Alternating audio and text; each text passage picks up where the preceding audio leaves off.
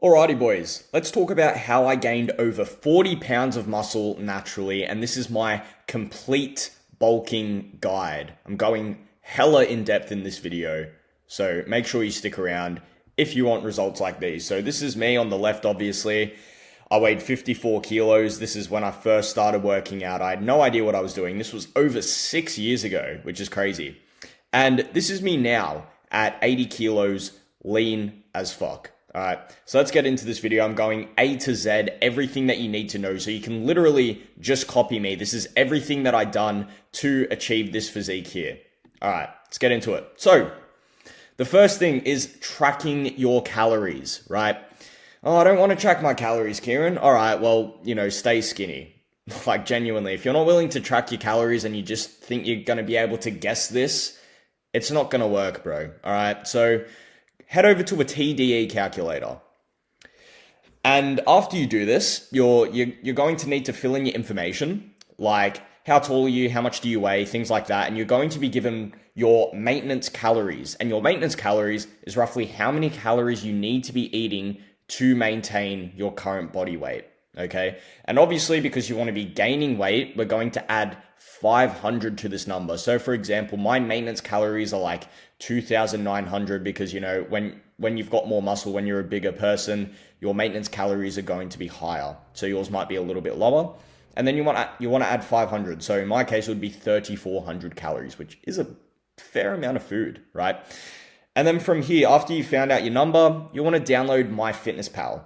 MyFitnessPal is a calorie tracking app. That's what you're going to be using to track your calories. It's for free, even though it'll try and prompt you to buy the paid version.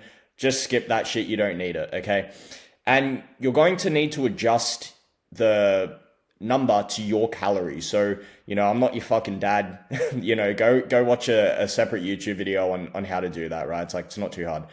Then from here, you want to be eating 2 grams of protein per kilo that you weigh. So now we're going into macronutrients, which are your protein, carbs, and fat. So for example, if you weigh 60 kilos, eat 120 grams of protein. If you weigh 70 kilos, 140 grams, pretty easy. The reason why we need to be eating this amount of protein exactly is because this is what's going to help us build muscle, right? Next thing, 40 to 60 grams of fat. And fat is going to be for your hormonal production predominantly, right? So, you're not waking up without a pole, if you know what I mean, right? So 40 to 60 grams of fat, that's all you need. We're keeping the fat relatively low. There's no real reason to exceed, like 60 grams of fat. There's really not. And the rest of your calories are going to come from carbs because carbs are king. They're going to fuel your workouts and give you energy in the gym, which is going to help us with progressive overload training intensity, which I'm going to be talking about in a second. Now, another thing on nutrition, you want to follow what's called the 80-20 rule. I talk about this a lot. So 80% of the time you want to be focusing on eating clean whole foods. So I've listed some here like regular beef mince, chicken thigh, eggs, Greek yogurt, pasta, rice, things like that. Because that's what's going to give you energy, right? And it's good for micronutrients. I've done dirty bulks in the past where I got really bad acne. I had a really bad body composition as well. You just don't look that good.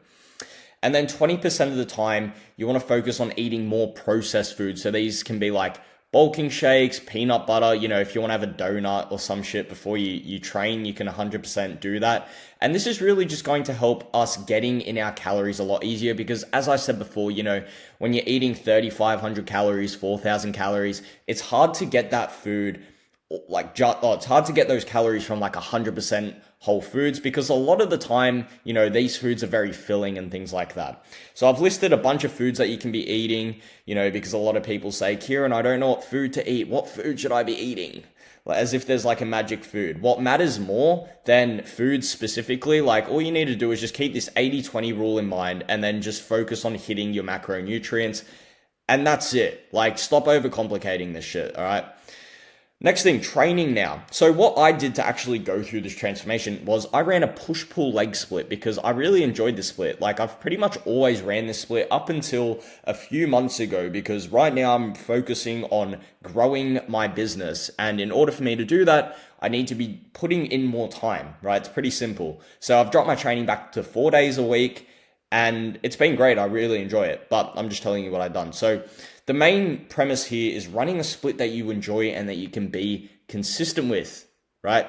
That's the main thing. Don't think like, oh, Kieran ran the push-pull leg split, I need to run it. Like you don't need to run it if you don't think you can consistently train for 6 days a week. You know, if you can only train 3 or 4 days a week, that is completely fine, right? The main thing is you want to be training each muscle group 2 times per week. Okay, so that's achieved through a push-pull leg split. That's also achieved through a full body split and upper-lower split. Next thing, prioritize your compound lifts. Now, this isn't like super like set in stone. You need to be doing compound lifts, but you know, that's what I did, right? Like I'm telling you what I done.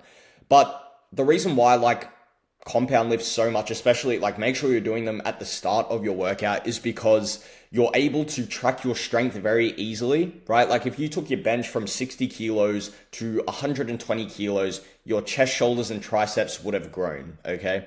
And what I did and what I recommend you do is just do 2 sets to failure. Like more sets doesn't mean more muscle because they're probably like, you know, if you're doing 4 or 5 sets on a session, you know, you're not going to, then they're not going to be performed at a high intensity, and it's better off you just do 1 or 2. And I like to work in the 4 to 10 rep range. That's just personal preference. You know, I can't be fucked doing like 15 sets. Like there's so much other things that happen, but I won't get into it. And you want to be tracking your lifts and aim to get stronger each week. So, you know, if you're following just doing 2 sets, just track your first set because it's more than likely going to be the better set out of the 2 anyway. So all you need to do is just go into your iPhone Notes app. Unless you're one of my clients, you know, you're given like my training app that I use and they can track their weight in there. And, you know, if you do need more help with this, you can check out the video that's linked in the description below. It's basically showing you the entire process on which I followed to go from skinny to jacked and gaining over 30 kilos, right? So if you want to know more, you can check that out. But you can just track this in your iPhone Notes app, right? So like if you're doing dumbbell press, for example, incline dumbbell press, I'd like 44 kilos for 6 reps, right? And then next week you want to try and beat that number. So, you know, 7 reps, 8 reps, so on. Next thing, another thing when it comes to training, stay consistent with the same split and do not switch. You're not allowed to switch for 3 months once you have picked the workout split. Same thing goes with your exercise selection. There is no best exercise. The best exercise is the one that you connect well with and you enjoy doing. So don't listen to any like dickhead like fitness influencers that are like, if you want to grow a big chest, you need to be doing high to low cable flies, and if you're not doing that exercise, like, no, you just need to simply choose the exercises that you enjoy doing. Is this going to take some experimentation? Yes, right? But once again, you know, if you're one of my clients, I write you a complete personalized program. The next thing, 2 exercises per muscle group per session, okay? So what this means is, for example, you want to be doing, for chest, for example, I do a flat press and an incline press. For my back, I do a pull down and a row, you know, so on and so forth, okay? So do 2 exercises per muscle group per session, okay? And if you're doing the 2 sets till failure, I know this might sound a little bit confusing, right? 2 sets, 2 exercises per muscle group, okay? So when you do this, this is going to be 8 sets per week. I know I'm getting a bit complicated here, but typically each week you want to be doing around, you know, 8 to 10 sets per muscle group per week. That's what's worked the best for me. This is low volume training, and this is the best type of training that I've, you know, experienced as a natural lifter as opposed to high volume, okay? So like I mentioned before, some workout splits you can do. Upper lower, Arnold split. Full body every other day. So if you can only train 4 days a week, do upper lower. If you can train 6 days a week, Arnold split or push pull legs. Or if you can only train 3 days a week, full body every other day. Each exercise or each workout split here is training each muscle group 2 times per week. And another thing is just do 10K steps for general health. This is really good for your heart health, your cardiovascular system. And it's really easy to achieve, right? Like if you're not hitting at least 10K steps a day, bro, like come on, whether you're cutting, whether you're bulking, 10K steps per day is the bare minimum. The next thing, recovery and mindset. A lot of people overcomplicate recovery. You know, blue light glasses. I have a pair of them, but I actually don't really notice a significant difference when I wear them. You know, you got blue light blockers, you got mouth tape. Just get 7 to 9 hours per night, bro. 7 to 9 hours of sleep per night.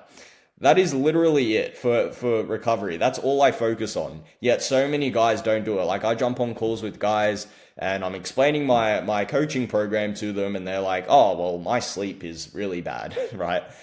And this is when your body's like growing. This is when it's recovering, you know? Like if you have a bad sleep and you train that day, let's say it's like Thursday, and you train Thursday night, if you don't have enough sleep, you're just not going to build as much muscle. You're going to hold on to more fat because your cortisol spiked.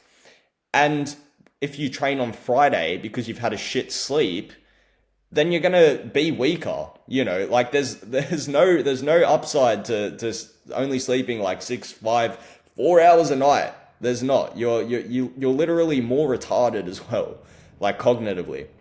So that's the only tip that I have for recovery. Just fucking sleep and space out your workouts, right? The next thing, go all in for 3 months. So I'll tell you a quick story. When I first started working out, I was getting frustrated, as I'm sure you are as well, at not seeing results.